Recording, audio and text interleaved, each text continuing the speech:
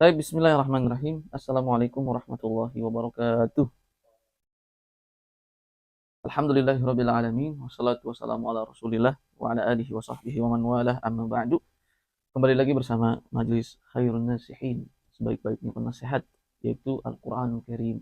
Dan kita masih pada surat Abasa, mengambil pelajaran, hikmah, tadabbur, dan nilai-nilai yang kemudian bisa kita praktekkan di kehidupan kita, yang semoga saja itu membuat kita semua bisa masuk surga Allah Subhanahu wa taala. Sebagaimana dalam surat At-Tur, Allah menyebutkan tentang salah satu kisah keluarga yang masuk surga bersama-sama. Satu keluarga masuk surga dalam surat At-Tur. Disebutkan saat ditanya, apa yang membuat kalian satu keluarga masuk surga? Mereka menjawab, in qalu inna kunna qablu nad'uhu innahu wal barur rahim. Eh, ayat sebelumnya disebutkan, qalu inna kunna qablu inna kunna qablu fi ahlina musyfiqin. Sungguhnya kami saat dahulu di dunia bersama keluarga kami termasuk orang-orang yang takut. Hadir nasihat di satu keluarga itu sampai akhirnya membuat semua keluarganya merasa takut kepada Allah Subhanahu wa taala. Ternyata itulah menjadi sebab keluarga tersebut masuk surga Allah Subhanahu wa taala secara bersamaan. Semua masuk surga. Karena hadirnya nasihat setiap waktu di rumah itu antar sesama keluarga. Nah, semoga ini pun bisa memberikan kepada kita semua hal itu. Dari nasihat ini muncul rasa takut kita kepada Allah.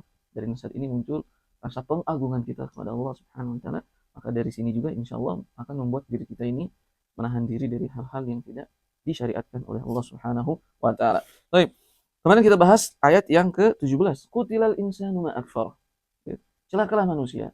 Betapa banyak kekufurannya. Celakalah manusia. Apa sih memang yang membuat mereka kufur gitu loh. Nah, ayat setelahnya adalah ayat 18. Min ayyi syai'in khalaqah. Memang dari apa sih manusia itu diciptakan? Sampai kalian berani-beraninya sombong. Sampai kalian berani-beraninya membangkang kepada Allah Subhanahu wa taala. Dari apa sih kalian manusia diciptakan oleh Allah pertamanya? Jadi air mani kan begitu.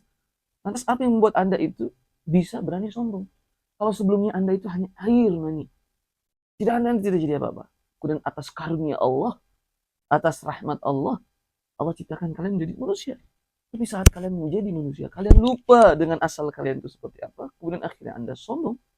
Bagaimana ceritanya? Gitu. Kemudian kalian membangkang kepada Allah. Bagaimana ceritanya? Kalaulah saja Allah biarkan Anda cuma menjadi segumpal air seperti itu. Apa jadinya nasib Anda? Apa jadi nasib kita ini? Kalau Allah membiarkan kita hanya untuk sekedar menjadi air mani saja. Tidak menjadi apa-apa. Dibuang oleh orang-orang. Lantas apa yang membuat kalian itu membangkang kepada Allah Subhanahu wa taala? Lantas apa yang membuat kalian itu banyak melakukan kekufuran? Tidakkah kalian bersyukur kepada Allah Subhanahu wa taala? Maksudnya begitu.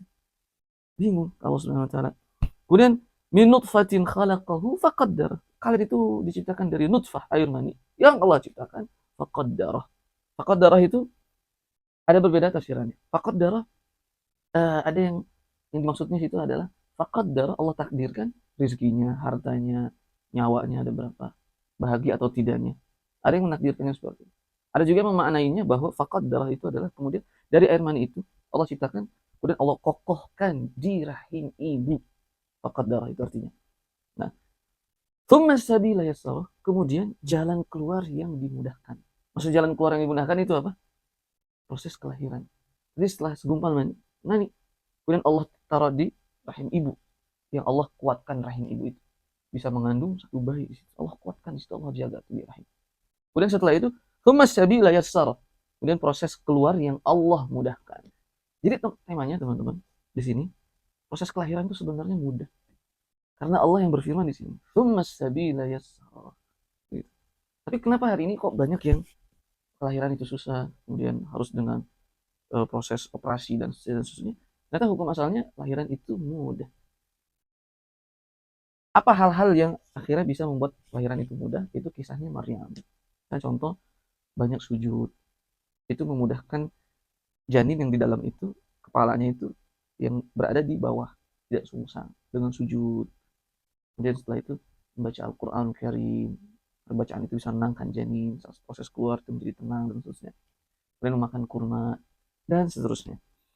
Tsumma amatahu fa'akbaro. Ini poin yang akan kita tadabburinya teman-teman. Baru saja Allah bilang tentang proses kelahiran, Allah sudah bilang tsumma amatahu, kemudian Allah wafatkan ia, kemudian Allah makamkan ia. Ada nggak sih suatu hal yang yang membuat kita bertanya-tanya. Pertanyaan itu adalah, baru saja Allah bilang proses kelahiran yang Allah mudahkan.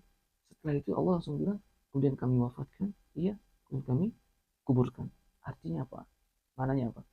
Betapa cepatnya sekali hidup di dunia. Baru saja Allah bilang proses kelahiran yang kami mudahkan.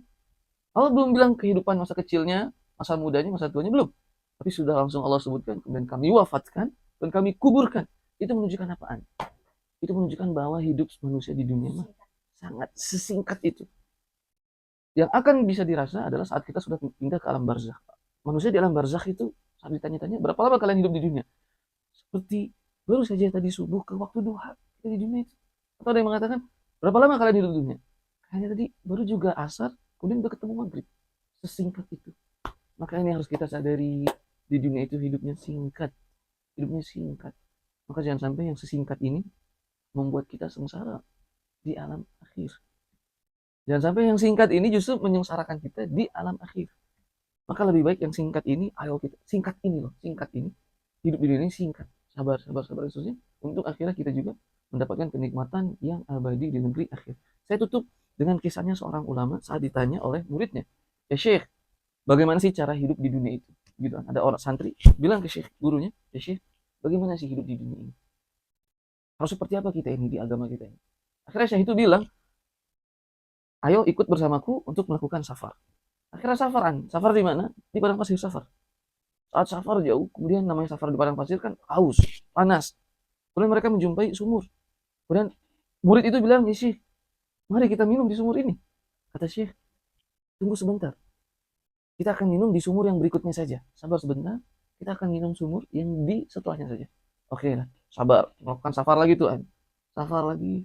Kemudian ketemu sumur yang kedua, ya Syekh, ayo kita minum, kita haus. Kata Syekh, sabar ya Syekh, kita minum di sumur yang berikutnya saja.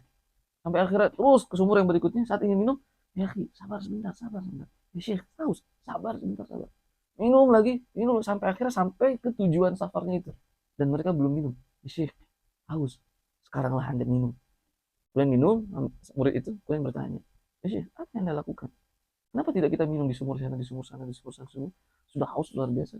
Tapi baru di sini kita minum setelah sampai, kata Syekh. Apa yang Anda rasa? Hausmu hilang tidak sekarang? Hilang haus saya. Butuh minum lagi enggak? Tidak, karena sudah kenyang. Haus-hausmu yang sebelumnya hilang? Hilang. Begitulah kita harus hidup di dunia. Saat datang hawa nafsu, sabar sejenak. Datang lagi, sabar sejenak. Datang lagi, sabar sejenak.